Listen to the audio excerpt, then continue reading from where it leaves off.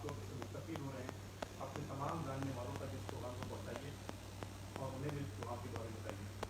معزز ناظرین، آج کا ہمارا جو ٹاپک ہے، بے شک ہم لوگ اپنے نام سے، نسبت سے، اپنے چہرے سے مسلمان ضرور دکھتے ہیں، اس کے علاوہ اور کیا چیزیں ہیں جو اللہ تعالیٰ کہہ رہا ہے کہ پورے کے پورے باطل ہو جاؤ اسلام میں۔ ایسی بہت ساری چیزیں اس کے علاوہ بھی ہے جس کی بہت ضرورت ہے ہمیں ایک پراپر ایک اچھا مسلمان بننے کے لیے اور اسلام میں داخل ہونے کے لیے۔ آج ہم انشاءاللہ اسی کے اوپر گفتگو کریں گے، انشاءاللہ کوشش کریں گے قرآن اور حدیث کی روشنی میں دیکھنے کی کہ کیا چیز درکار ہے جس کو اللہ تعالیٰ کہہ رہا ہے کہ پورے کے پورے داخل ہو جاؤ اسلام میں۔ اس کے لیے ہمارے ساتھ میں موجود ہے مولانا شکیل احمد قاضی صاحب۔ میں ان سے درخواست کرتا ہوں کہ اس پروگرام کو آگے بڑھائیں۔ الحمدللہ رب العالمین والصلاة والسلام علی سید الانبیاء واشرف المرسلین وعلی آلہ وصحبہ اجمعین، اما بعد۔ اعوذ باللہ من الشیطان الرجیم، بسم اللہ الرحمن الرحیم۔ یا ایھا الذین آمنوا ادخلوا فی السلم کافۃ ولا تتبعوا خطوات الشیطان انہ لکم عدو مبین۔ محترم ناظرین اور سامعین، آج ہماری گفتگو کا موضوع یہی آیت کریمہ ہے۔ ہم ذرا کچھ تفصیل کے ساتھ گفتگو کریں گے۔ اس آیت کریمہ میں اللہ سبحانہ و تعالیٰ نے اہل ایمان سے خطاب کر کے فرمایا ہے کہ اے لوگوں جو ایمان لائے، تم اسلام میں پورے کے پورے داخل ہو جاؤ اور شیطان کے نقش قدم کی پیروی نہ کرو، اس کی اتباع نہ کرو، وہ تمہارا کھلا دشمن ہے۔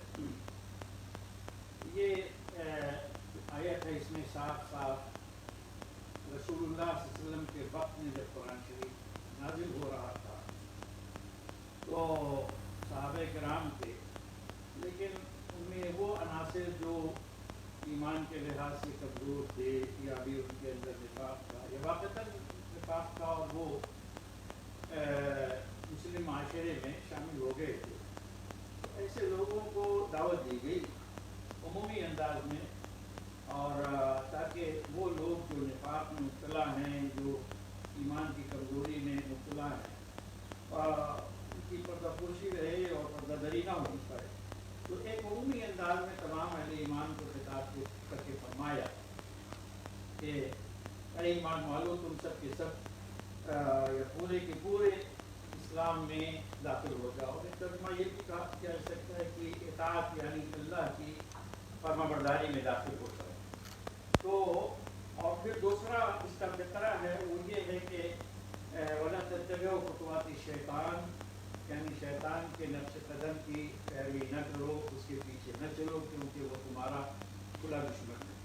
بالکل صاف یہ بات معلوم ہوتی ہے کہ اسلام میں اگر اس کے مکمل اس میں داخل نہ ہوئی یا اسلام کی جو مجموعی تعلیمات ہیں ان میں سے کچھ کو یا بہت سارے کسی بھی حصے کو نظر انداز کیا اور اسلام کے یا قرآن و سنت کے بتائے ہوئے طریقے کے برعکس کوئی اور طریقہ اختیار کیا، تو وہ شیطان کے نقش قدم کی پیروی ہوگی، اس لیے کہ اسلام جو ہے وہ ایک مکمل نظام ہے۔ چنانچہ یہ آیت کریمہ ہم سے مطالبہ کرتی ہے کہ ہماری فکر اور ہماری سوچ اور ہماری پسند اور ناپسند یہ سب کچھ اللہ کی پسند اور ناپسند کے تابع ہو، اور اسی طرح سے ہمارے یہاں جو بھی قدریں ہیں اور معیارات ہیں وہ قدریں اور معیارات ہم قرآن و سنت کی روشنی میں بنائیں، وہی چیزیں قدر ٹھہریں گی یا ویلوز مانی جائیں گی جنہیں قرآن کہتا ہے یا اللہ کے رسول صلی اللہ علیہ وسلم کی سنت بیان کرتی ہے، اور اسی کے معیارات جو بیان ہوئے ہیں انہی پہ ہم افراد کو، ان کے اعمال کو، ان کے عقائد کو، ان کی سوچ کو یا اچھے اور برے کو وہ ہم جانچیں گے۔ اسی طرح سے اخلاق اور سیرت و کردار یہ بھی جو ہے وہ اسلام کے مطابق ہو، اور یہ کہ مجموعی طور پر ہم کہہ سکتے ہیں کہ انفرادی زندگی یا اجتماعی زندگی اس کے تمام حالات وہ اللہ سبحانہ و تعالیٰ کی مرضی کے مطابق ہو، اسلام کی تعلیمات کے مطابق ہو، یہ جو ہے اس میں دعوت دی گئی ہے۔ اس کو سمجھنے کے لیے ہم ذرا تفصیل سے گفتگو کریں گے. محترم ناظرین اور سامعین، آپ جانتے ہیں کہ قرآن میں اور دین اسلام کی کچھ اصطلاحات ہیں وہ حقیقت میں ایک دوسرے سے ملتی جلتی. اسلام ہے، عبادت ہے، دین ہے، یہ تمام اصطلاحات آئی ہیں اور ان کا صحیح مفہوم کبھی کبھی واضح نہیں ہوتا، یا اکثر لوگوں یا بعض لوگوں کے یہاں اس کی اصل حقیقت واضح نہیں ہوتی. تو اس وجہ سے جو تصور قائم ہوتا ہے یا کیا جاتا ہے اس میں کچھ خرابی یا خلل واقع ہو جاتا ہے. میں یہاں پہ آپ کے سامنے لفظ عبادت سے آپ کے سامنے اس پہ کچھ گفتگو کروں گا اور اپنی بات کو میں واضح کرنا چاہوں گا. دیکھیے، قرآن شریف میں اللہ سبحانہ و تعالیٰ نے انسانوں کی تخلیق کا مقصد بالکل واضح کر دیا ہے کہ وہ اللہ کی بندگی ہے. وما خلقت الجن والانس الا لیعبدون، میں نے جنوں اور انسانوں کو اسی لیے پیدا کیا کہ وہ میری عبادت کریں، میری بندگی کریں، میری پرستش کریں، میری اطاعت کریں. اور یہ جو عبادت ہے اسی پر، یعنی اللہ کی بندگی پر آخرت کی کامیابی کا دار و مدار ہے کہ بندگی کی جائے. تو آپ دیکھیں کہ قرآن شریف میں بہت ساری جگہوں پر اللہ سبحانہ و تعالیٰ نے کبھی پہلے کی قوموں پر اہل کتاب کی طرف اشارہ کر کے کہا ہے، کبھی اپنے رسول صلی اللہ علیہ وسلم کو خطاب کر کے فرمایا ہے اور عبادت کرو. مثال کے طور پر سورہ بینہ میں اہل کتاب کے سلسلے میں کہا جاتا ہے کہ فرمایا جائے، اللہ تعالیٰ فرمائے کہ وما امروا الا لیعبدوا اللہ مخلصین لہ الدین. انہیں اسی بات کا حکم دیا گیا تھا کہ صرف اور صرف اللہ کی بندگی کریں اور دین کو یعنی اطاعت کو اللہ کے لیے خالص کرتے ہوئے. تو یہ عبادت ما خلقت الجن والانس الا لیعبدون، اور یہ آیت وما امروا الا لیعبدوا اللہ مخلصین لہ الدین.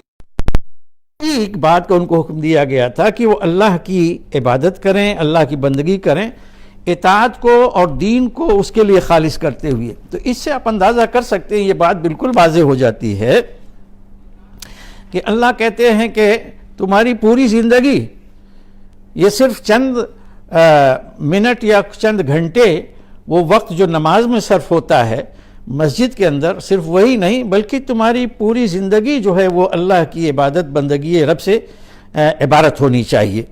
تو وما امروا الا لیعبدوا اللہ کے تحت یہ بعض مفسرین لکھتے ہیں کہ صحیح اور درست دین ہمیشہ یہی رہا ہے کہ خالص اللہ کی بندگی کی جائے، اس کے ساتھ کسی دوسرے کی بندگی کی آمیزش نہ کی جائے، یعنی ملاوٹ نہ کی جائے.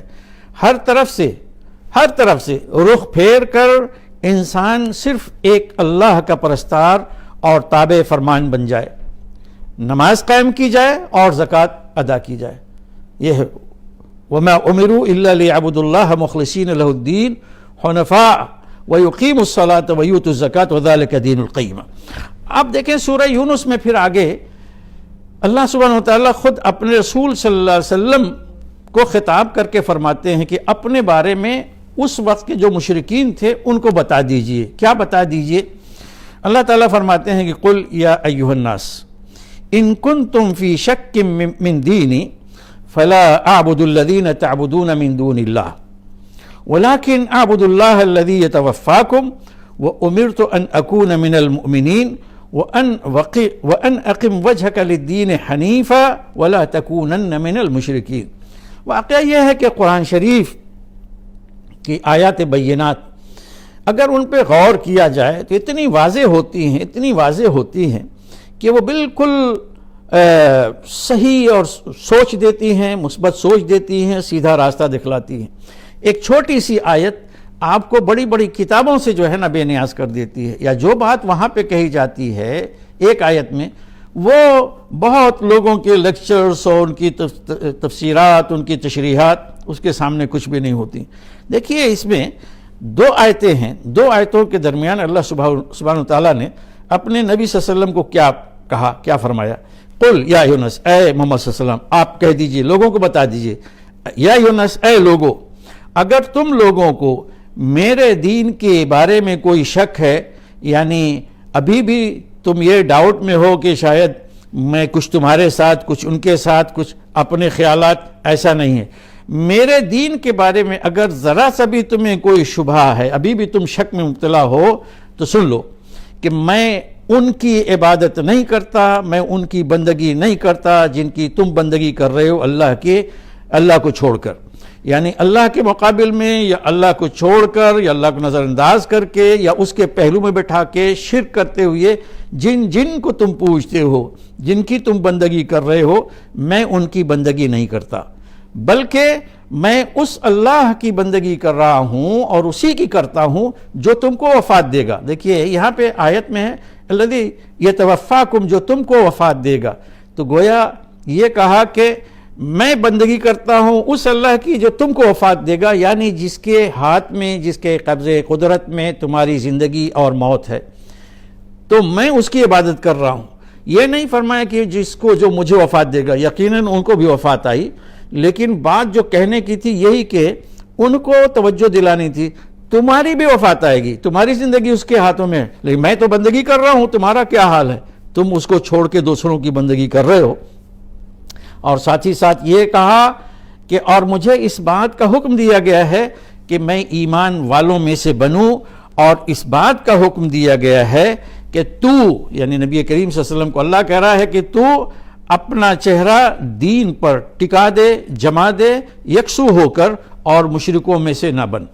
تو معلوم یہ ہوا کہ دیکھیے اللہ کی جو بندگی ہوتی ہے وہ بے آمیزش ہوتی ہے، وہ خالص ہوتی ہے، اور یہ بندگی خالص اسی وقت ہو سکتی ہے جب اسلام کو پورا کا پورا اپنایا جائے، اسلام کی تعلیمات کو اپنایا جائے. اس کے ہم آگے چل کے وضاحت کریں گے یہ کیا کیا اسلام کی تعلیمات ہیں. تو اس طرح سے آپ دیکھیں کہ اس آیت کی ہم تھوڑی سی اس کا تجزیہ کرتے ہیں.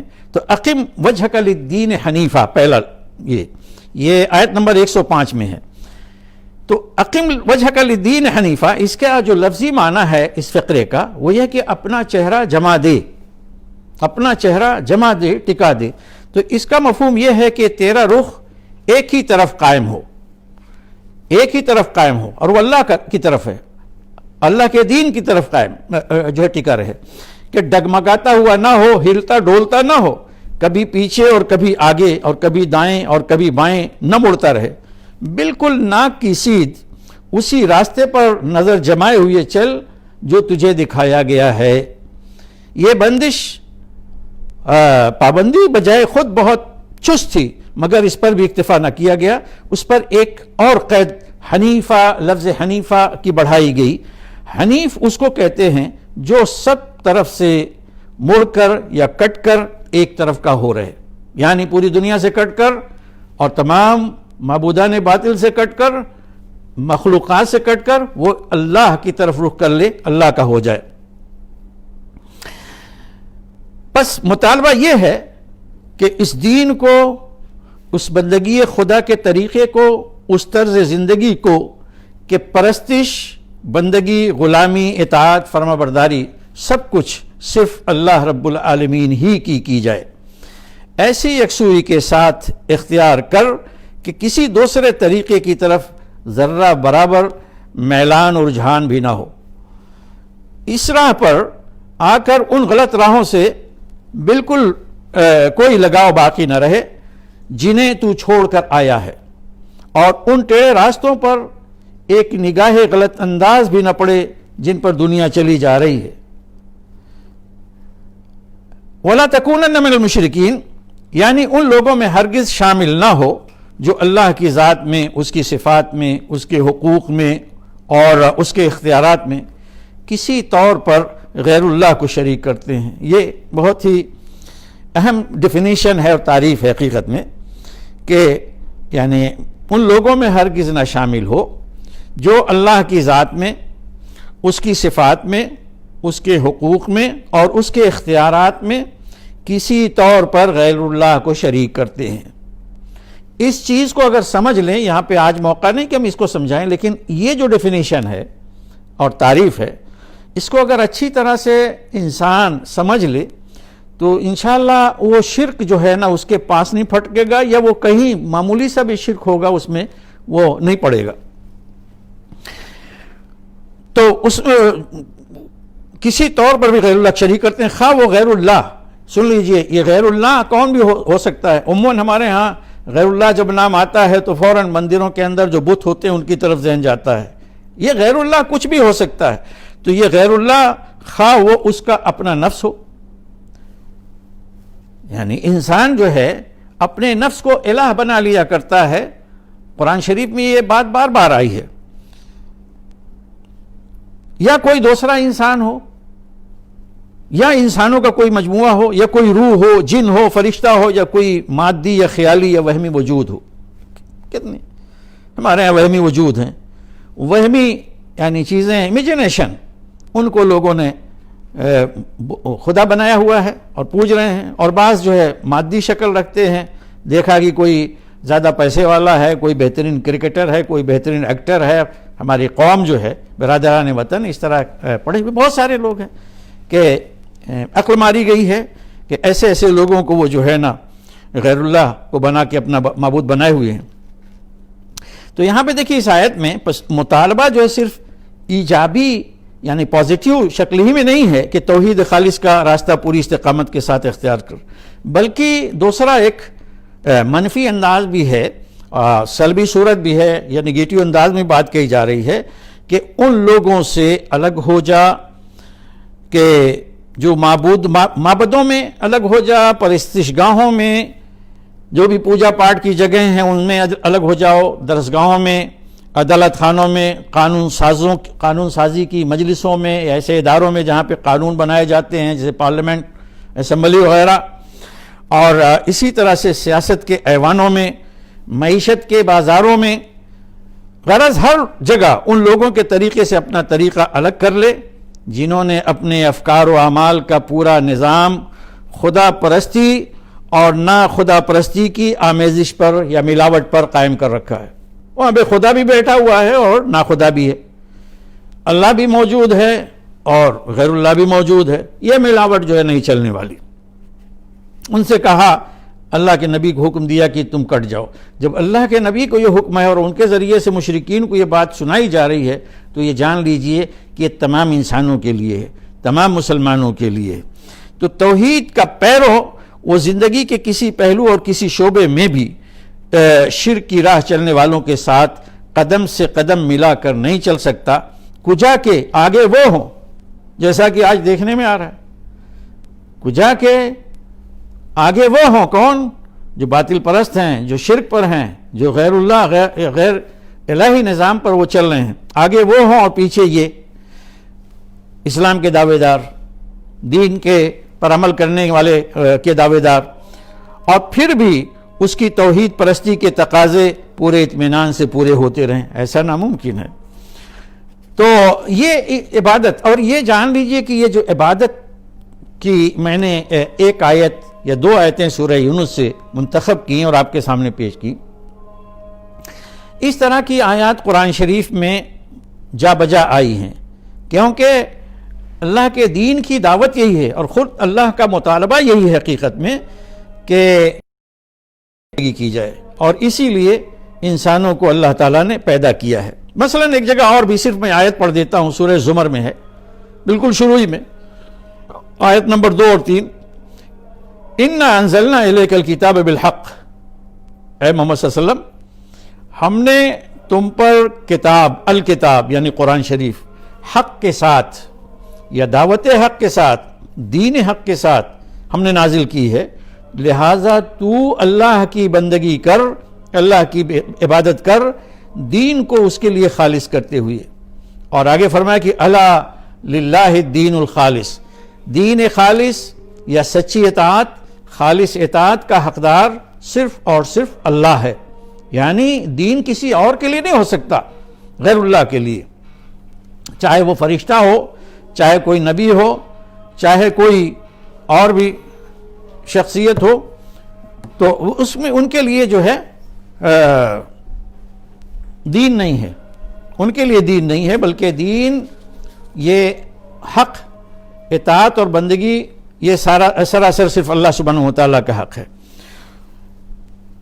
اللہ تعالیٰ نے اسی کی دعوت سورہ بقرہ میں دی ہے کہ یا ایھا الناس اعبدوا ربکم الذی خلقکم والذین من قبلکم لعلکم تتقون، کہ اے لوگو، تم تمام انسانوں کو خطاب کیا، یا ایھا الناس اعبدوا ربکم، اے لوگو تم اپنے رب کی بندگی کرو جس نے تمہیں پیدا کیا اور ان لوگوں کو بھی جو تم سے پہلے گزرے ہیں، سب کا خالق وہ ہے۔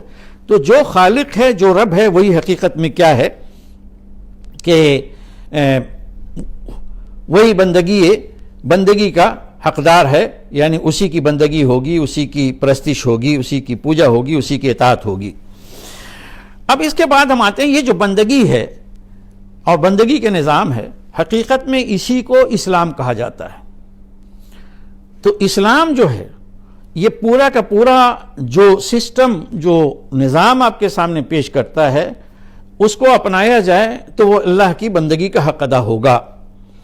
اور اس کو اللہ تعالیٰ نے فرمایا سورہ آل عمران میں کہ ان الدین عند اللہ الاسلام، دین تو اللہ کے ہاں الاسلام ہی ہے، یعنی اس کا مطلب یہ ہے کہ جو طے کر دیا گیا ہے، جو منتخب کر لیا گیا ہے، جو پسند کر لیا گیا ہے، جو اللہ کی طرف سے اپروو کر دیا گیا ہے، وہ دین الاسلام ہے۔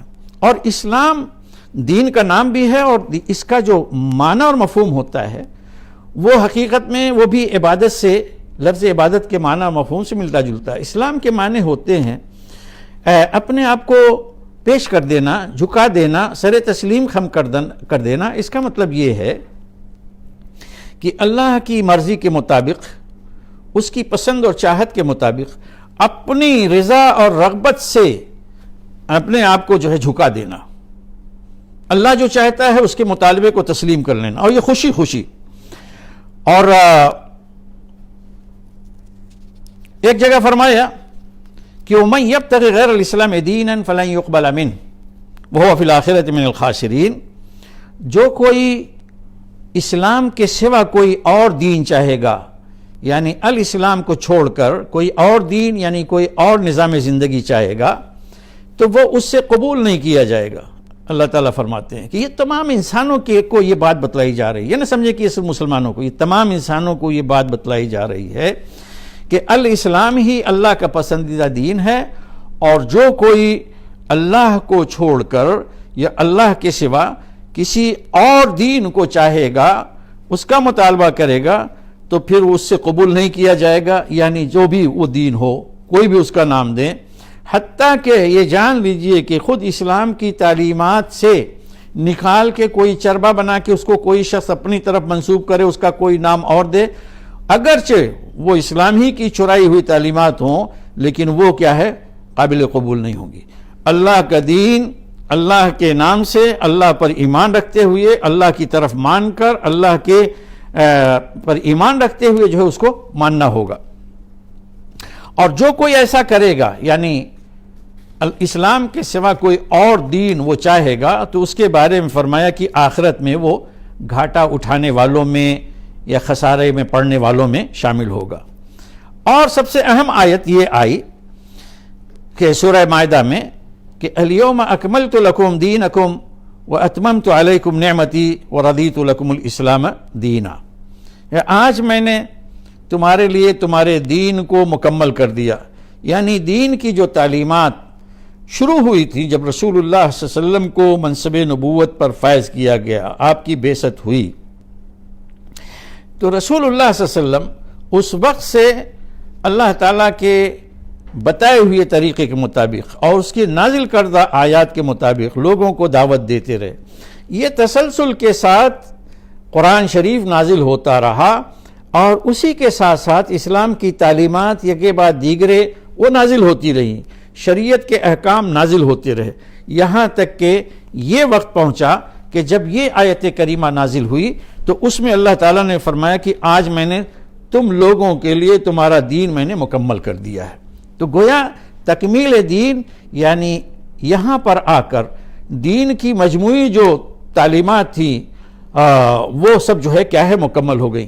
اس کے بارے میں بیان یہ ہے کہ رسول اللہ صلی اللہ علیہ وسلم جب حجۃ الوداع کے موقع پر میدان عرفات میں تھے، اس وقت یہ آیت کریمہ نازل ہوئی. بعض روایات یہ ہیں کہ وہاں سے واپسی کے بعد یا راستے میں نازل ہوئی. بہرحال یہ آخری آیت ہے. اس کے بعد کوئی ایسی آیت نازل نہیں ہوئی جس میں شریعت کا کوئی حکم ہو، جس میں کوئی اضافہ کیا گیا ہو. واللہ اعلم بالصواب، یہ مفسرین کہنا. تو فرمایا آج میں نے دین تمہارے لیے مکمل کر دیا، اور وَأَتْمَمْتُ عَلَيْكُمْ نعمتی، اور تم پر میں نے اپنی نعمت تمام کر دی. اور وَرَضِيتُ لَكُمُ الْإِسْلَامَ دِينًا، اور میں نے تمہارے لیے الاسلام کو بطور دین پسند کر لیا ہے. یہ الاسلام کو اسلام یعنی یہ بات نہیں ہے کہ میں نے کوئی ایک طریقہ زندگی پسند کر لیا ہے، بلکہ ایک متعین طور پر وہ طریقہ زندگی تمہارے لیے میں نے پسند کیا ہے کہ جس کو الاسلام کہا جاتا ہے. تو یہ آیت نازل ہوئی.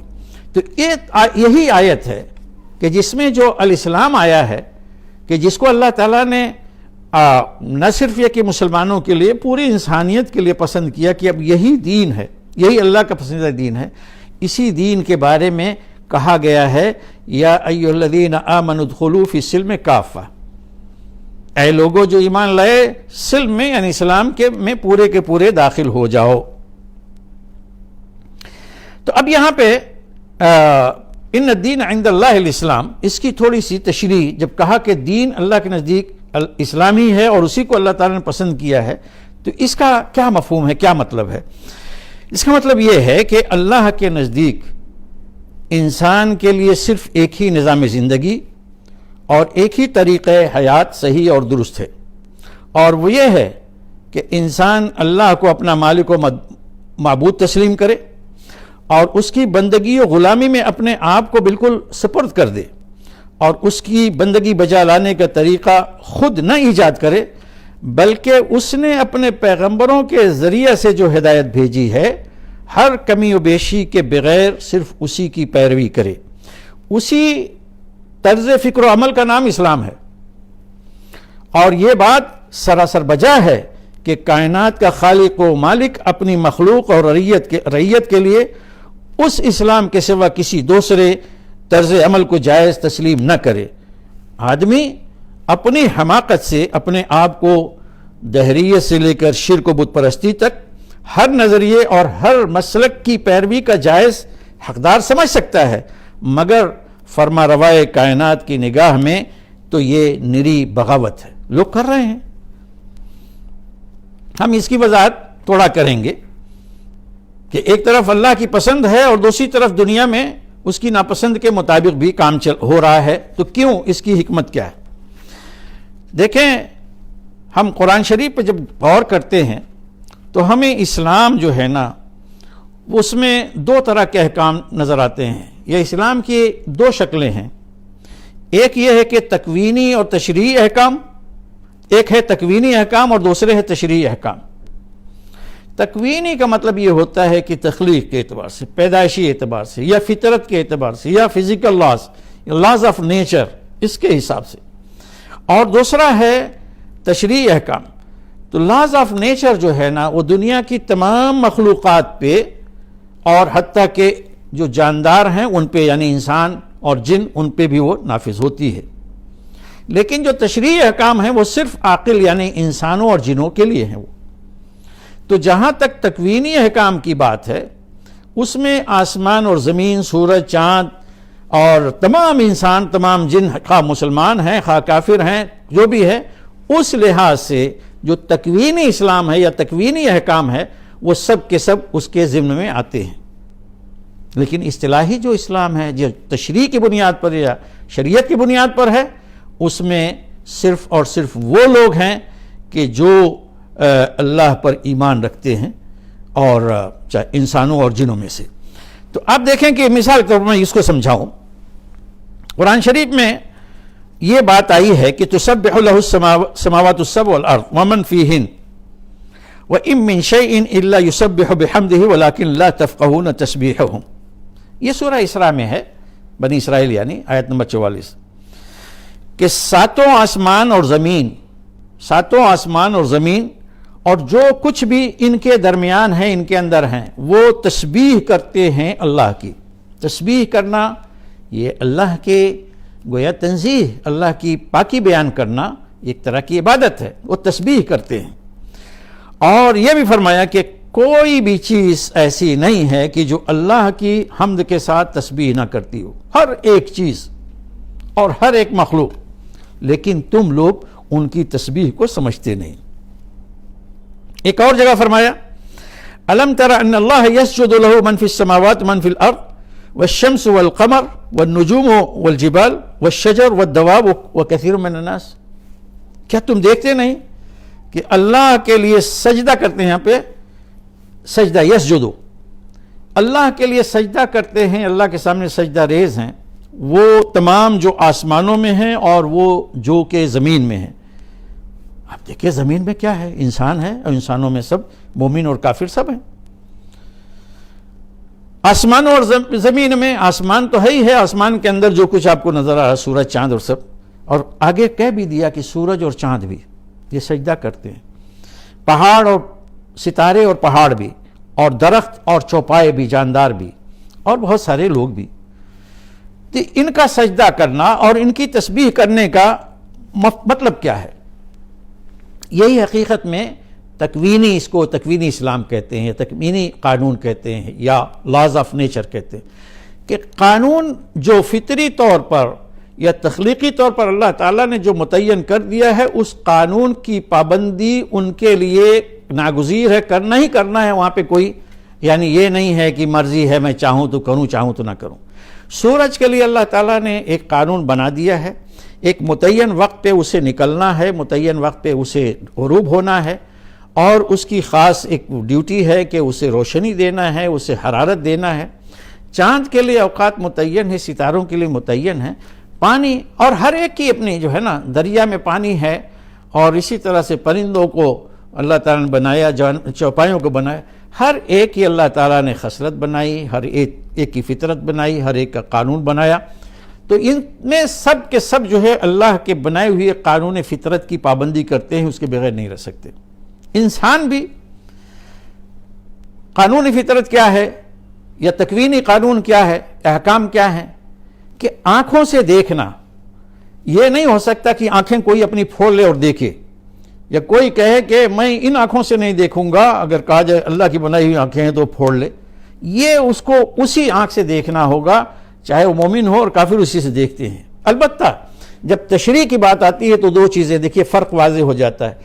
ایک کافر ہے، وہ صرف دیکھے گا، دیکھنے میں سب برابر ہیں، ایک مومن ہو یا کافر، حتیٰ کہ جانور بھی وہ دیکھتے ہیں، لیکن مومن جو ہوتا ہے وہ ہوتا ہے کہ آنکھوں سے کیا دیکھنا چاہیے، کیا نہیں دیکھنا چاہیے۔ کافر کو اس سے مطلب نہیں ہوتا، یہ تشریعی حکم ہے، کان ہے سننے کے لیے ہے، دونوں سنتے ہیں، جہاں تک فزیکل لا ہے، لا آف نیچر ہے، دونوں برابر ہیں، لیکن جو تشریعی حکم ہے کہ کانوں سے فلاں چیز سننی چاہیے، یہ چیز نہیں سننی چاہیے، حرام ہے، تو وہ جو حرام ہے مومن اس سے بچتا ہے، کافر کو اس کی پرواہ نہیں ہوتی۔ تو یہ سمجھ میں آئی بات، یہ ہے تو معلوم ہوا کہ یعنی تخلیقی اعتبار سے اور تشریعی اعتبار سے یہ دو الگ الگ ہیں اللہ تعالیٰ کے۔ تو جہاں تک کہ تخلیقی ہے یا لا آف نیچر ہے، اس میں تو ہر ایک برابر ہے، اس کی پابندی کر رہے ہیں، لیکن چونکہ اللہ تعالیٰ نے انسان کو عقل و شعور والی مخلوق بنایا ہے، اختیار اور ارادے کی آزادی کے ساتھ اس کو پیدا کیا ہے، اس لیے اس کو اپنا دین بھی بتا دیا ہے، اور بتانے کے بعد پھر اس کے اوپر یہ ذمہ داری ہے کہ وہ اللہ کے بتائے ہوئے طریقے کو اختیار کرے، یعنی اللہ کا جو تشریعی حکم ہے، اور اسی کو حقیقت میں الاسلام کہا جاتا ہے، اس کو اپنائے تاکہ اللہ کے ہاں وہ کامیاب ہو، اللہ کے ہاں روز حساب اور کتاب وہ کامیاب ہو۔ اگر اس نے یہ نہ اپنایا تو پھر یہ ہے کہ وہ اپنے آپ کو ملامت کرے، وہ پکڑا جائے گا، اور اس کو سزا ہوگی، اور وہ ایسی سزا ہوگی کہ پھر اس وقت نہ کوئی ندامت کام دے گی، نہ کوئی افسوس ہوگا، اور نہ پھر اسے دوبارہ دنیا میں واپس آنے کا موقع ملے گا۔ تو اس لیے اللہ تعالیٰ نے یہ بتا دیا ہے، اور اسی کی اللہ تعالیٰ پر چاہتے ہیں کہ انسان جو ہے وہ پابندی کریں۔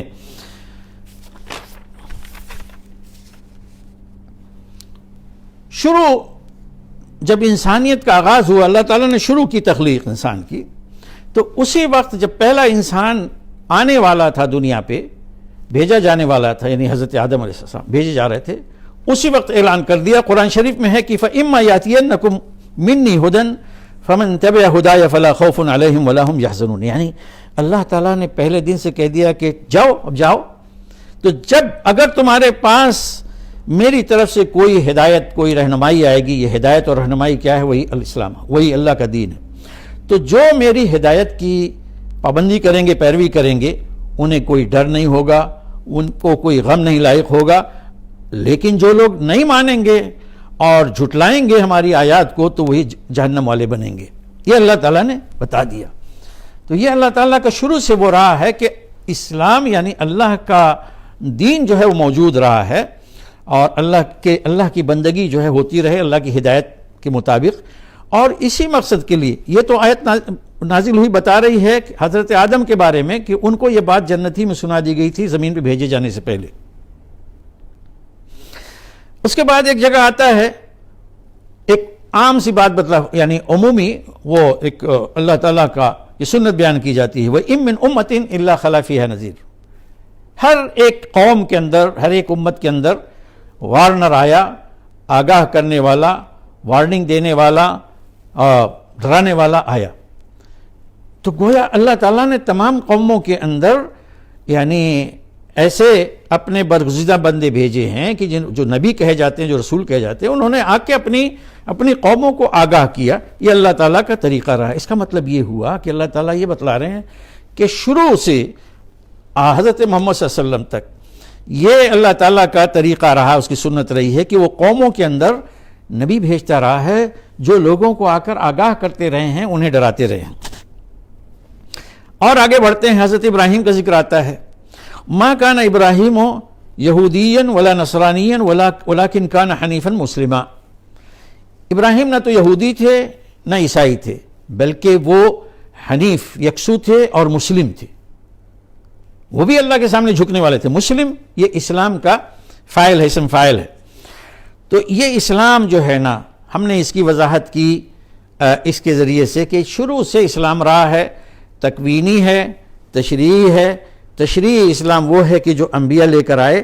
لیکن اب یہاں پر آخر میں جان لیجئے کہ جہاں تک اسلام کو الاسلام کے طور پر نام باقاعدہ دے دیا گیا ہے، یہ رسول اللہ صلی اللہ علیہ وسلم کو دین ملا ہے. پہلے سے یہ دین موجود تھا اسی شکل میں، لیکن الاسلام کے نام سے کسی کو نہیں تھا. اللہ کا دین ہے، اللہ کی شریعت ہے، آسمانی دین ہے، آسمانی شریعت. لیکن الاسلام اور یہ کہ اس کے ماننے والے مسلم کہے جائیں گے، یہ اللہ کے رسول صلی اللہ علیہ وسلم، آخری رسول حضرت محمد صلی اللہ علیہ وسلم پر جو دین نازل ہوا. تو اب یہ چونکہ حقیقی معنوں میں شروع سے جو دین آتا رہا ہے، اپنی مکمل شکل میں اللہ کے رسول صلی اللہ علیہ وسلم پر نازل ہوا. یہ دین مکمل ہوا، یہ شریعت مکمل ہوئی اور بالکل فائنل اس پہ کہہ لیجیے اسٹیج پہ پہنچی. اس لیے حق یہ تھا کہ انہی کو یہ خطاب دیا جائے، اس سے نوازا جائے کہ یہ جو آپ کو دین دیا گیا ہے، یہی حقیقت میں الاسلام ہے. اب ہم اس کے بعد آگے بڑھتے ہیں. تو دیکھیے اسلام کیا ہے جس کو کہا جا رہا ہے کہ پورے کے پورے اسلام میں داخل ہو جاؤ.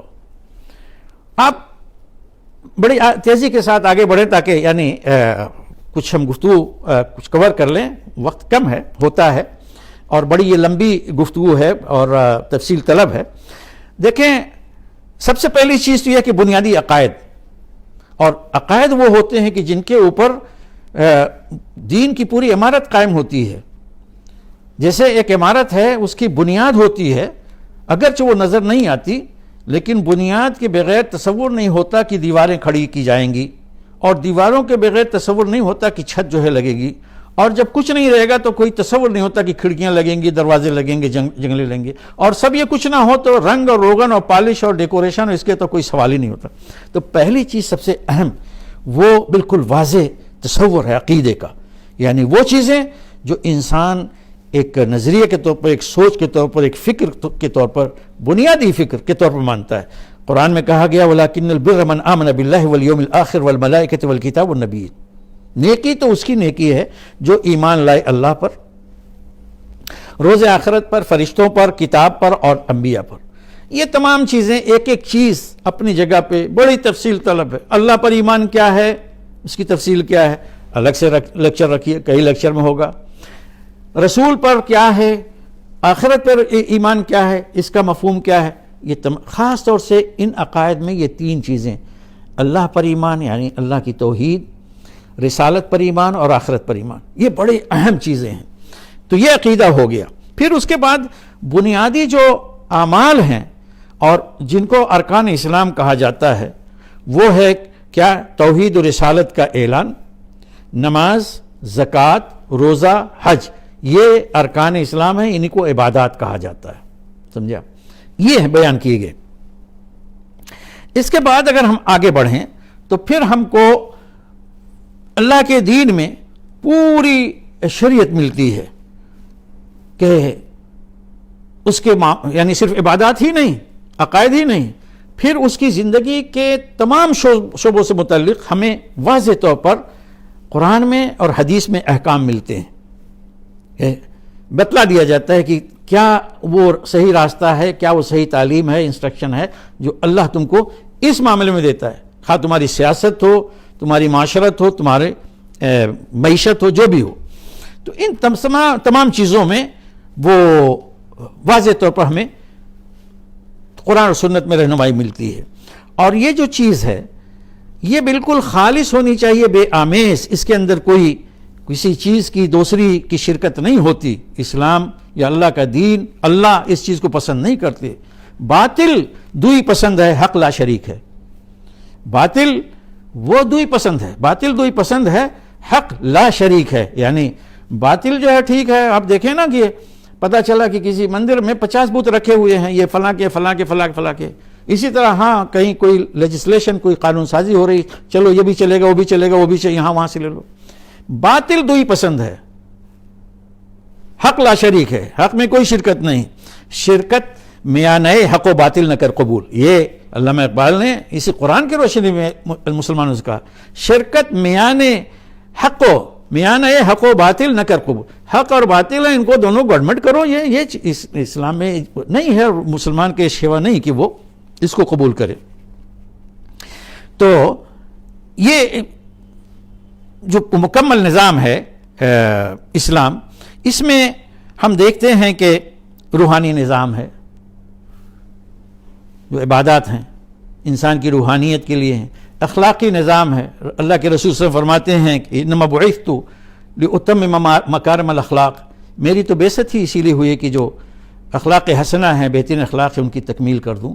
اور اخلاق کا بڑا اونچا مقام ہے اللہ کے دین میں، یہ کوئی اضافی چیز نہیں ہے، یہ بڑی اہم چیز ہے، بڑا اہم حصہ ہے اسلام کی مجموعی تعلیمات کا.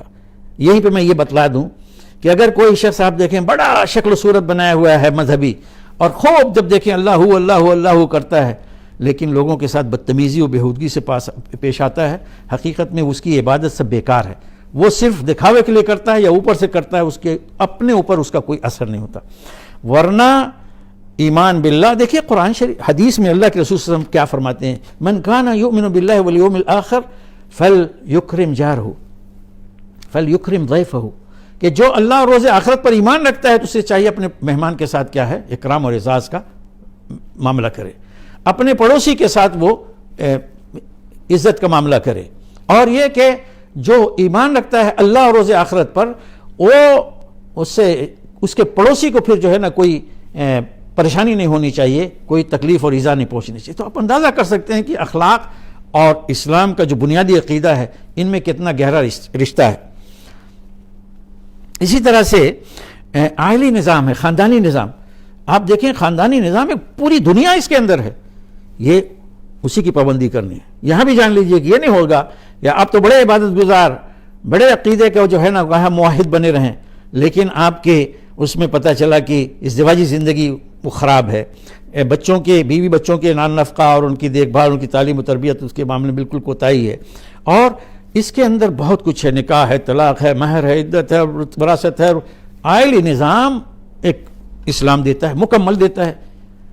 یعنی لوگ حیران ہو جاتے ہیں اسلام کا عائلی نظام دیکھ کر. اسی طرح سے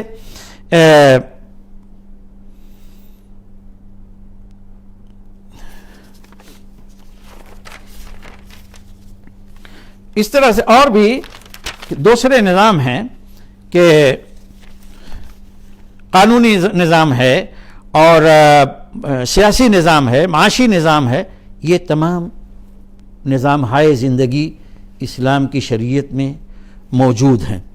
تو یہ سب کے سب ایک وقت کہا جا رہا ہے کہ دین اسلام میں داخل ہو جاؤ، اور ہاں معاشرتی نظام بھی اس کے اندر ہے، یعنی سماج سے متعلق ہمیں کیا تعلیمات دی گئی ہیں، یہ حق بنتا ہے، ہمارے حقوق بھی ہیں، ہماری ذمہ داریاں بھی ہیں، یہ تمام چیزیں اسلام جو ہے ہمیں بتلاتا ہے۔ یہ بیان کرنے کے بعد میں یہاں پہ یہ واضح کر دوں کہ دنیا کے اندر اس وقت جو نظام ہائے زندگی پائے جاتے ہیں بالعموم وہ 3 طرح کے ہیں۔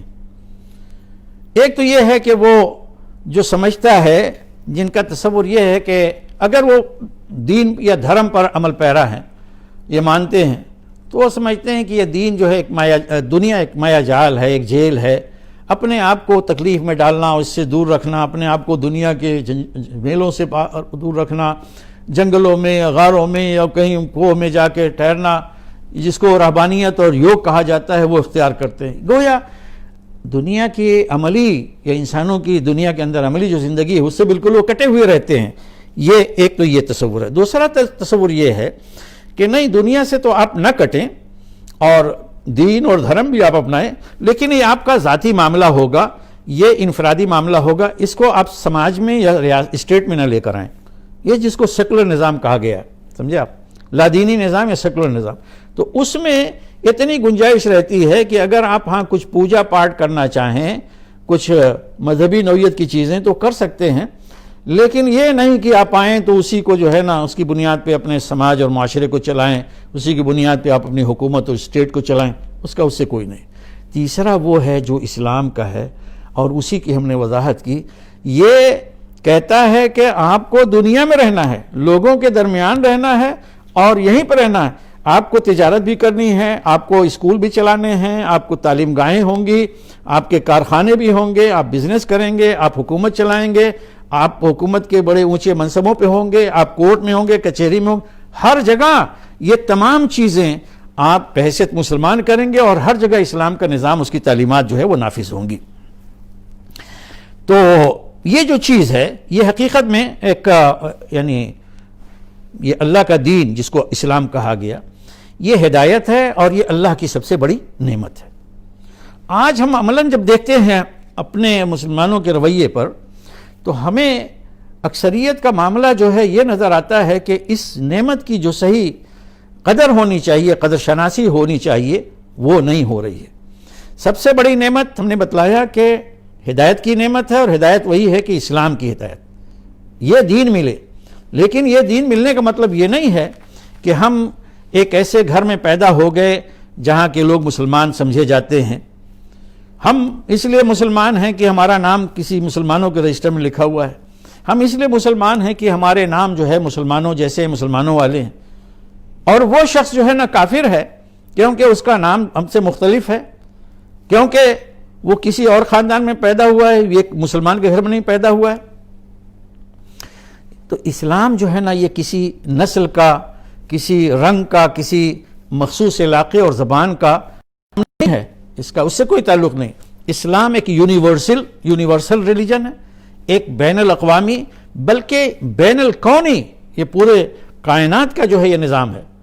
ہم شروع میں بتلا چکے ہیں کہ یہ پوری کائنات جو ہے اسلام کے تحت ہے۔ وَلَهُ أَسْلَمَ مَنْ فِي السَّمَاوَاتِ وَالْأَرْضِ، سب اسلام لائے ہوئے ہیں آسمان اور زمین میں جو کچھ ہے، تو یہ سب سجدہ ریز ہیں، بندگی کر رہے ہیں، اسلام لائے ہوئے ہیں۔ اس کا مطلب یہ ہے کہ اسلام کیا ہے؟ پوری کائنات کا ایک یونیورسل جو ہے ریلیجن ہے۔ تو یہ جو ہے کسی مخصوص قوم کا نہیں ہے، اور پھر اس کے اوپر کسی قوم کی اجارہ داری نہیں کہ ہاں یہ مسلمان ہو گئے تو اب ان کا جو ہے اجارہ اس پہ ہے، کوئی دوسرا آ نہیں سکتا، یا مسلمان بننے کے بعد کسی خاندان کو، کسی ذات اور برادری کو کوئی خاص مقام حاصل ہے۔ یہ اسلام میں ذات اور برادری نہیں ہے، یہاں پہ انسانی مساوات ہے۔ اللہ کا دین وحدت الہ کا دائی ہے، وحدت انسان، وحدت آدم کا دائی ہے۔ یہ پوری انسانیت یہ ایک کنبہ ہے، ایک ہی ماں باپ سے چلا ہوا کنبہ، اور یہ کہ ان کا دین بھی ایک ہے، ادیان نہیں ہے، دین ایک ہے، وحدت دین، وحدت آدم، وحدت الہ، یہ ہمارے بنیادی ہمارے تصورات ہیں، کنسپٹس آف ریلیجن ہے۔ تو یہ جو بڑی نعمت ہے حقیقت میں یہ شکر گزاری کا مطالبہ کرتی ہے، قدر کا مطالبہ کرتی ہے، اور آپ جانتے ہیں اللہ تعالیٰ کا واضح فرمان ہے لَإِن شَكَرْتُمْ لَأَزِيدَنَّكُمْ، اگر تم شکر کرو گے تو میں بڑھاؤں گا۔ یہ شکر ہر جگہ ہے، صرف پیسے ملنے پہ، دولت ملنے پہ نہیں، یہ اگر احساس ہو، اور جن لوگوں کو احساس ہوا کہ وہ تو جانتے ہیں کہ ان کی نگاہ میں اصل قدر و قیمت ہدایت کی ہے، نہ کہ پیسے اور دولت کی، یہ جانتے ہیں اللہ والے کہ یہ چیز آنی جانی ہے، اللہ دے تو بندہ لے، نہ دے تو نہ لے، وہ دنیا میں ہی رہ جانے والی چیز ہے، اور وہ متاع دنیا حقیقت میں، اصل چیز نعمت۔ تو نعمت کی جو ہے قدر کریں گے تو بڑھے گی۔ تو اب اس کو یہ نہیں ہو سکتا کہ یہ آپ کو نعمت اگر ملی ہے، اور اللہ کا شکر ہے ملی ہے، اس کی قدر کیجئے، اور اس طرح سے کہ جانیے کہ یہ ہدایت اور یہ نعمت ہم سے کیا تقاضا کرتی ہے۔ ہم صحیح معنوں میں اور پورے معنوں میں مسلم بنے، اسلام پر عمل کرنے والے بنے۔ تو یہ نہیں ہوگا کہ کوئی قوم ہوتی ہے جیسے انگریز ہے، وہاں پہ پیدا ہوا تو پیدائشی انگریز ہے، کوئی برہمن کا بچہ جو ہے کسی برہمن گھر میں پیدا ہوا تو پیدائشی برہمن ہے، وہ جو ہریجن ہے تو ہریجن ہی رہے گا، چمار ہے چمار رہے گا، ایسا نہیں۔ اسلام میں ایسی کوئی چیز نہیں ہے، یہ کھلی ہوئی چیز ہے، اور یہ دین اسی کو ملے گا جو اس کا طلبگار ہوگا۔ اور پھر اس کے بعد یہ جو ہم نے کہا کہ نعمت کی قدردانی، اس کے لیے دو چیزیں ضروری ہیں، علم اور عمل۔ اس دین کا علم حاصل کریں، اس کی حقیقتوں کو جانیں، اس کے تقاضوں اور مطالبات کو جانیں، اور پھر اس کے مطابق عمل پیرا ہوں، یہ اس کا تقاضا ہے۔ میں آخر میں یہ بات کہوں کہ ایک علامہ اقبال نے ایک شعر کہا ہے کہ خیرت نے کہہ بھی دیا لا الہ تو کچھ بھی نہیں، دل و نگاہ مسلمان نہیں تو کچھ بھی نہیں۔ دیکھیے ایک ہوتا ہے خیرت کا، عقل کو کہتے ہیں، خیرت کے معنی عقل، یعنی عقل کبھی تسلیم کر لیتی، ہاں بات تو صحیح ہے، ٹھیک ہے اسلام۔ تو بات یہاں پہ صرف یہ تو نہیں ہے کہ آپ کی عقل نے مان لیا تو بس مان لیا، حقیقت میں آپ کے رگو پے میں، رگو ریشہ میں دین اتر جانا چاہیے، اللہ کی محبت، اللہ کے رسول کی محبت، دین کی محبت، دین سے تعلق۔ یہ کہا کہ دل و نگاہ مسلمان ہے، یہ دل اور نگاہ کا مسلمان ہونا بہت ضروری ہے، تو کچھ بھی نہیں۔ اور وہ بھی ہے کہ جو نعمت ہمیں دین کی نعمت ہے، یہ اللہ کی طرف سے سب کے لیے ہے، یہ سب کو دی جا رہی ہے، یہ بٹ رہی ہے، کسی کا ہم نے کہا اجارہ داری نہیں ہے۔ ایک شاعر نے بڑا اچھا شعر کہا، لیکن شعراء کی جو زبان ہوتی ہے اردو میں، وہ جانتے ہیں کہ میں اور یہ ساری چیزیں استعمال کرتے ہیں، لیکن شعر بڑا عمدہ ہے۔ یہ بزم میں ہے یا کوتاہ دستی میں ہے محرومی۔ کوتاہ دستی مطلب ہاتھ نہیں بڑھانا ہے، پیچھے کھینچ کے، بھائی ہاتھ بڑھاؤ، اس کے برعکس اپوزٹ کیا ہے؟ کوتاہ دستی۔ یہ بزم میں ہے یا کوتاہ دستی میں ہے محرومی، جو بڑھ کر خود اٹھا لے ہاتھ میں مینا اسی کا ہے۔ تو یہ دین اللہ کا جو ہے نا، کتنے ہیں کہ پتہ چلا کہ سید ہیں، شیخ ہیں، مغل ہیں اور پٹھان ہیں، وہ خاندانی موروثی مسلمان ہیں، وہ پیچھے چلے گئے، اور کتنے ہیں کہ وہ بعد میں آئے، پیچھے سے آئے، کسی پست قوم سے آئے اور اس طرح سے آگے بڑھے کہ وہ سب سے آگے نکل گئے۔ تو اللہ تعالیٰ کے ہاں یہ نہیں ہے کہ آپ گورے ہیں یا کالے ہیں، آپ کو انگریز ہیں کہ عرب ہیں اور کون ہیں، ہندوستان کے ہیں پاکستان کے ہیں، اللہ والے ہیں، متقی ہیں، ایمان والے ہیں، تو اس کی قدر ہے۔ آج ہی داخل ہوا، کتنے لوگ رسول اللہ صلی اللہ علیہ وسلم کے وقت میں ایسے تھے، آج داخل ہوئے اسلام میں، وہ چلے گئے جہاد کرنے کے لیے اور شہید ہوئے، ایک نماز بھی نہیں پڑھی، جنت میں پہنچ گئے سب سے اونچے۔ یہ مقام ہوتا ہے۔ تو یہ بھی ہے، اور ایک اور جو ہے کہ اسی کا وہ ہے تقاضا کہ جب ہمارے دل میں ہمارے پاس ایمان ہو، ہمارے پاس اسلام ہو، اور اس پہ ہمیں ناز ہو، اور یہ کہ دل اور نگاہ یہ مسلمان بن جائیں، تو پھر ایسے وقت میں یہ نہیں ہو سکتا کہ اس کی توقعات کسی اور سے وابستہ ہوں۔ ایسا شخص اللہ کا بن جاتا ہے، اور جو کوئی غیر اللہ سے اپنی امیدیں وابستہ رکھتا ہے، تو علامہ نے کیا فرمایا ہے خوب، بتوں سے تجھ کو امیدیں، خدا سے نو امیدی، مجھے بتا تو صحیح اور کافری کیا ہے، مجھے بتا تو صحیح اور کافری کیا ہے۔ بندہ اللہ کا ہو جائے، اسے اللہ پر ناز رہے، اللہ پر ایک گویا اس کو ایک ناز رہے کہ میرا اللہ ہے، میں اللہ سے مانگوں گا، اسی سے مانگوں گا، اور جو وہ دے گا یقین دے گا، اور جو دے گا وہی میرے لیے بہتر. اگر اس نے نہیں دیا جس کا مطلب ہے کہ میری طلب جو ہے نا وہ درست نہیں ہے، میرے لیے میرا مالک میرا مولا کچھ اور بہتر چیز جو ہے اس نے دینے کا فیصلہ کیا ہے. میں اختتامی گفتگو پہ یہ کہوں گا کہ اسلام کا ناقص اور ادھورا تصور آج ہمارے تمام بگاڑ کی جڑ ہے. معاشرے میں مسلمانوں کے اندر اسلام کا ناقص اور ادھورا تصور پایا جاتا ہے. یہ ہمارے تمام بگاڑ کی جڑ ہے اور اللہ کی رحمتوں اور اسلام کی برکتوں سے محرومی کی وجہ ہے. جدید تعلیم یافتہ طبقہ تو عموماً قرآن و سنت کی تعلیمات سے ناشنا ہے. اس نے عصری دستگاہوں، اسکولوں اور یونیورسٹیوں میں دین کی وہی تعریف سیکھی ہے جو مغرب سے آئی ہے، مغرب یعنی یورپ سے آئی ہے، جہاں دین کو ایک مذہب کے معنی میں سمجھا اور بولا جاتا ہے. جو کسی کا شخصی اور ذاتی معاملہ ہوتا ہے اس کا سوسائٹی اور ریاست سے کوئی تعلق نہیں. مذہب ان کے نزدیک چند رسوم و رواج، کچھ عادات و اطوار کا نام ہے جو یا تو انسان کی انفرادی خواہشات پر مبنی ہوتی ہیں یا خاندان اور سماج کی روایات اور رسم و رواج پر. جبکہ اسلام میں دین بہت وسیع معنی رکھتا ہے. یہ صرف ریچولز یا پرستش اور پوجا پاٹ کی کچھ شکلوں کا نام نہیں ہے، بلکہ فرما روائے کائنات، تمام مخلوقات کے خالق، معبود حقیقی اللہ سبحانہ و تعالیٰ کا نازل کردہ نظام زندگی ہے، جس میں عقیدہ ہے، عبادات ہیں، معاملات ہیں، اخلاق ہیں، امور سیاست و ریاست، سب ایک اکائی کے، ایک ون یونٹ، ایک اکائی کی طرح ہیں. ان میں سے کسی چیز کو بھی کاٹا نہیں جا سکتا. زندگی کے تمام شعبوں سے متعلق تمام تفصیلات ایک دوسرے سے جڑی ہوئی ہیں. ان کے بعد جدید تعلیم یافتہ طبقہ کے علاوہ خود بعض مذہبی طبقوں میں دین کا نظریاتی طور پر یا عملی طور پر ناقص تصور و عمل پایا جاتا ہے. عبادات پر سارا زور ہے، خانقاہیں اسی لیے بنتی ہیں. تقریروں میں اب اگرچہ بطور فیشن یہ بات کہی جانے لگی ہے. آپ جانتے ہیں بعض وہ لوگ جو کبھی یعنی آج بھی تیار نہیں ہے لیکن یوں تقریر کریں گے کہ اسلام ایک مکمل نظام زندگی ہے، یعنی جادو وہ جو سر چڑھ کر بولے کہتے ہیں، ورنہ پہلے ان کے یہاں نہیں تھا. تو کہتے ہیں کہ تقریروں میں اگرچہ یہ بات اب بطور فیشن کہی جانے لگی کہ اسلام ایک مکمل نظام زندگی ہے، مگر عملاً نہ اس پر عمل ہوتا ہے، نہ کوئی کوشش نظر آتی ہے، بلکہ ان افراد اور جماعتوں کو متون کیا جاتا ہے اور گری نگاہ سے دیکھا جاتا ہے جو اسلام کو ایک مکمل نظام زندگی کے طور پر پیش کرتے ہیں اور اسے قائم کرنے کے لیے جدوجہد کر رہے ہیں.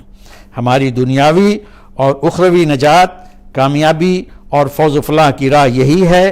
ہم بحیثیت فرد اور جماعت اللہ کے پورے دین کو مانیں، اپنائیں اور اس پر عمل پیرا ہوں اور قائم کرنے کی جدوجہد کریں. یہ اور آخری بات یہ کہ یہ سارا جو پروگرام ہے اور ساری جو چیز ہے اللہ کا دین، یہ قرآن اور سنت میں ہے. اس کی ترتیب یوں ہے، قرآن کو پڑھیے، اس کے بعد اللہ کے رسول صلی اللہ علیہ وسلم کی سنت اور حدیث کو، اور اللہ کے رسول صلی اللہ علیہ وسلم کی سیرت کا مطالعہ کیجیے. آپ کی زندگی خود آپ کو نظر آئے گا. آپ کو ہر جگہ آپ کو نظر آئیں گے. آپ کو بازار میں بھی نظر آئیں گے، مسجد میں بھی نظر آئیں گے، اور عدالتی کارروائی بھی کرتے ہوئے نظر آئیں گے، جنگوں میں جہاد کرتے ہوئے، ہر جگہ آپ کو بہترین اسوہ آپ کے سامنے ہے. اور یہ بھی جان لیجئے کہ کسی ڈاکٹر اور حکیم کے نسخے کو تعویذ بنا کے پہنا نہیں جاتا ہے. اسی طرح کسی حکیم اور ڈاکٹر کے پرسکرپشن، اس کے نسخے کو پانی میں ڈال کے بھگو کے پانی نہیں پیا جاتا. اسی طرح سے اس کو لے کے چوم چاٹ کے جو ہے علاج نہیں ہوتا. پرسکرپشن ہے، نسخہ لکھا گیا ہے تو اس کو لیجئے اور جائیے، اس کے مطابق دوائیں خریدیے اور اس کو استعمال کیجئے. کوئی احمق ایسا نہیں ہوگا کہ جو یہ کرے کہ پرسکرپشن کو لے کے پانی بھگوئے پیے، اسے تعویذ بنا کے پہن لے. یہ دنیا میں یعنی ہوتا ایک دنیاوی عمل ہے، کوئی پاگل انسان بھی نہیں کرتا. لیکن مسلمانوں کا حال یہ ہے، اللہ کی کتاب جو سب ڈاکٹروں کا بڑا ڈاکٹر ہے، جو ہماری انسانیت کے تمام امراض کے شفا اس نے دی ہے، جس نے اس ہدایت دی ہے، اس ہدایت کو ہم اپنانے کے بجائے، پڑھنے کے بجائے اسے پانی میں کبھی ڈال کے چومتے ہیں، کبھی ماتھے سے اور پیشانی سے لگا کے یوں چومتے ہیں، کبھی پانی پیتے ہیں، کبھی جو ہے نا پھو مارتے ہیں، کبھی چھو منتر کی طرح اس کو پڑھتے ہیں. میرے بھائی اور بہنوں اور ہمارے ناظرین سامعین، قرآن شریف کا یہ سب سے بڑا سب سے بڑی بے ادبی قرآن کے ساتھ اور اس کی حق تلفی یہ ہے کہ قرآن کو اس کے مقصد کے ساتھ اور مقصد کے مطابق نہ پڑھا جائے. آپ اس کو پڑھیے، آپ کو معلوم ہوگا کہ اللہ کا دین کیا ہے، آپ کو معلوم ہوگا کہ اللہ ہم سے چاہتا کیا ہے، اور اسی چیز کو جان کر اسی کو اپنانے اور اس کے مطابق اپنے آپ کو ڈھالنا، یہی حقیقت میں ہماری کوشش ہونی چاہیے، یہی مطلوب ہے. اللہ تعالیٰ سے دعا ہے کہ ہمیں اپنے دین کا فہم عطا فرمائے، ہمیں راہ راست دکھائے اور راہ راست پر چلنے کی اور اس کے مطابق اپنی زندگیوں کو ڈھالنے کی توفیق عطا فرمائے. وآخر دعوانا ان الحمد للہ رب العالمین.